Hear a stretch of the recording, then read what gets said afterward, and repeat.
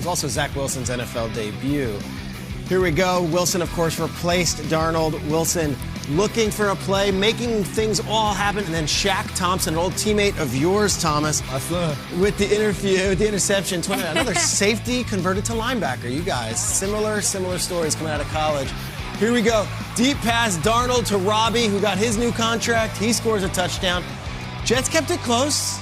Wilson looked good, but it was the Panthers in the end, 19-14 with the victory. Sam gets his first win as a Panther. Robbie Anderson's good. He always scores. He's a very good player. Niners versus Lions. All right, so you got Jimmy, you got Trey. Look at Trey Lance comes on the field early on. This is his first pass of his career in the red zone. They take Jimmy off the field and zip, touchdown. Who is that? Trent Sherfield. Peter in the preseason said, hey, don't laugh. They love Trent Sherfield there. And they do.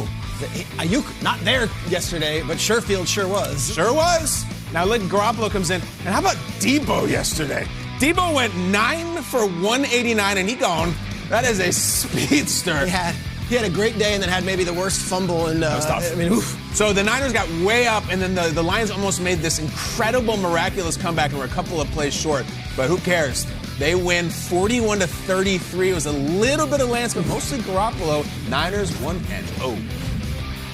Go to this one here. Another, I wouldn't say shocker, but it's like head scratcher on both sides.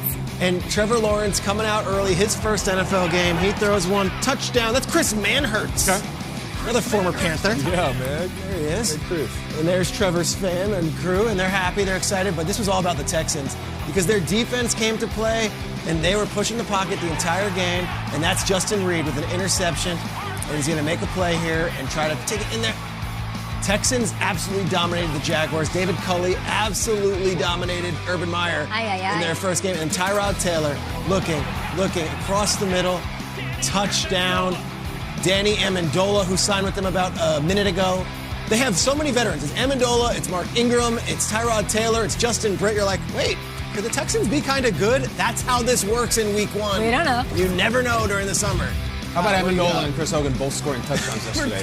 And here's their ex-team. Did they win? All right, Mac Jones versus Tua. You might have heard their college teammates. 7-3 Miami. Second and goal, Mac. Nelson Aguilar, touchdown. Somewhere that guy in Philadelphia by the fire trucks makes another joke and is trying to collect the check, and I don't blame him. 10-10, though, tied. Tua, a rook, another rook. Waddle, touchdown. Tua was good. He showed up. He got it done. He had a rushing touchdown. Miami wins 17-16. Feel-good moment for Tua. If you're out there rooting for him, I respect you. The Dolphins, again, Flores beats Belichick again, 17-16. None of us picked the Dolphins for the playoffs. Maybe we might end up being wrong, but let's find out. We should also hear from a few of these rookie quarterbacks. We've talked about them all the time. It's time for today's wake-up call, presented by Verizon. Take it away, boys. I feel good, but my body feels good, but it wasn't good enough, and we got to just come back tomorrow and get ready to work. Like the shots I took, some were my fault. I need to get the ball out quicker, and that's part of football, so you have to expect to get hit. And our offensive line played good, and they're going to get better, and we're going to work together because it takes all of us. They're a great group of guys, but I think we can definitely improve on our communication, and that's what we're going to do. It's definitely part of the learning process, and I'm kind of a perfectionist, so I'm a little. It's frustrating just because I did some things that I don't normally do, and just through some bad decisions that I'm disappointed in. But like you said, it's part of the learning process, and if you use it to learn, then it's all good, and we'll get better. But got to get better for sure. They're rookies. They're out there. They're still learning. Mac Jones didn't look outstanding. He was solid, though, in his debut. Schrager, I start with you. What stood out to you most about the debut of these rookie quarterbacks? And, of course, credit to the Dolphins for pulling out a win week one against those Patriots. Yeah, great job by the Dolphins. They're on the road, no less. It's really hard to win in the NFL. Yeah. That's what I learned. Yeah. And, like, you line up, you're Trevor Lawrence, and you've got all this hype, and then you realize, like, okay, the Texans have defensive players who have been in the league for 10 years and have seen a lot better and a lot more mature, and yet there were glimpses. I thought Trevor Lawrence threw a beautiful pass to DJ Chark late in this game. I tweeted about it, and all the Texans fans are like, stop tweeting about the Jaguars. We're kicking their butt. Look at this pass, though. This is whoop. That's what you're getting from Trevor Lawrence. It's a beautiful pass. You take that if you're a Jaguars fan.